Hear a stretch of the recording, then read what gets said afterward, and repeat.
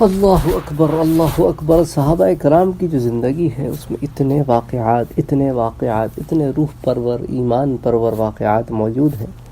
اسی ضمن میں ایک واقعہ جو آج آپ کے سامنے پیش کرنے جا رہے ہیں کہ جنت کے ایک درخت کے عوض ایک صحابی نے اپنا پورے کا پورا باغ بیچ ڈالا. سبحان اللہ. یعنی آپ سنیں تو بندے کو یقین نہیں آتا کہ ان کے ایمان کا یہ لیول تھا. ہوا یہ کہ مدینے میں ایک شخص تھا، وہ اپنے باغ کے اراؤنڈ دیوار کھڑی کر رہا تھا. تو جب دیوار کھڑی کرتے کرتے ایک جگہ پہنچا تو راستے میں ایک درخت آ گیا. تو اب وہ راستے میں کسی اور کا درخت آ گیا اور دیوار جو ہے وہ رک گئی. تو اس صحابی نے کیا کیا کہ وہ حضور صلی اللہ علیہ وآلہ وسلم کی خدمت میں حاضر ہوا اور عرض کیا کہ آپ صلی اللہ علیہ وآلہ وسلم اس صاحب سے کہہ کر وہ درخت مجھے دلوا دیجئے، میں وہ درخت خرید لوں گا اور پھر میں اپنی دیوار ایکسٹینڈ کر لوں گا. تو آپ صلی اللہ علیہ وآلہ وسلم نے اس شخص کو بلایا اور کہا کہ تم اپنا یہ درخت اس کو دے دو، بیچ دو، اور اس کے عوض میں تمہیں جنت میں ایک درخت لے دوں گا. اللہ اکبر، کتنا خوبصورت سودا تھا. لیکن وہی بات ہے نا، ایک ایمان کے لیولز ہوتے ہیں. لیکن وہ شخص جو ہے اس پہ راضی نہیں ہوا، کیونکہ حکم تو تھا نہیں. اللہ کے رسول صلی اللہ علیہ وسلم نے اس کو مشورے کے لیے بلایا تھا کہ اگر تم اس بات پر راضی ہو تو ایسا معاملہ کر لیتے ہیں کہ اس درخت کے بدلے جنت کا ایک درخت لے لو. اس نے اس بات سے انکار کر دیا. اچھا، اس واقعے کی خبر مدینے میں اللہ کے رسول کے ایک صحابی ہیں جن کا نام ہے ابو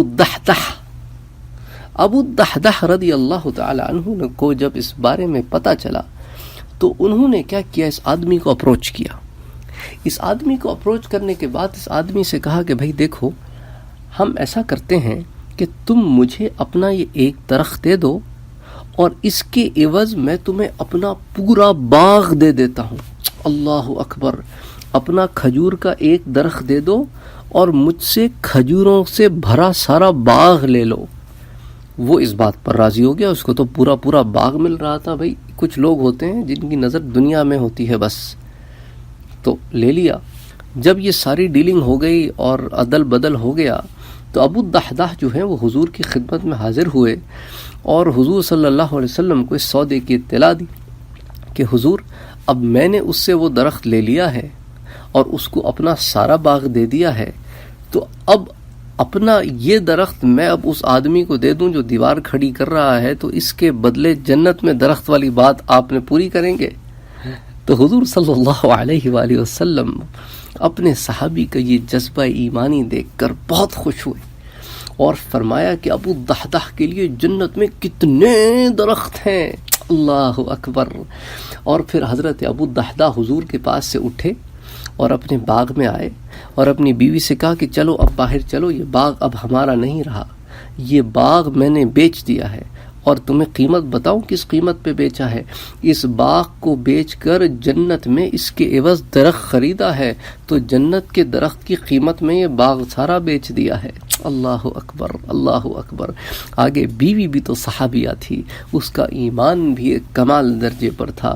جب اس نے اپنے شوہر کی یہ بات سنی تو آج کل کی بیویوں کی طرح نہیں کھڑی ہو گئی کہ یہ تم نے کیا کیا اور ہم کہاں رہیں گے اور کیا کریں گے. آگے سے کہنے لگی کہ تم نے تو بہت نفع کا سودا کیا ہے. اللہ اکبر. یعنی جنت میں درخت خریدنے کا مطلب سمجھتے ہیں آپ؟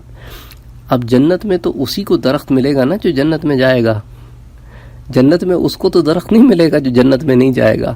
تو آپ نظر دیکھیں نا، انہوں نے بھئی جنت میں درخت خریدنے کا مطلب یہ ہے کہ اب اللہ سبحانہ و تعالی مجھے جنت میں لے کے جائیں گے. کسی نے اب جنت کا سودا یہاں کر لیا ہے، اس سے بہتر سودا کیا ہے؟ اس روایت کو حافظ ابن کثیر نے روایت کیا ہے. اسی لیے جب آپ چیزوں کو دیکھیں نا تو اس کی دور رس عمل ہونا چاہیے.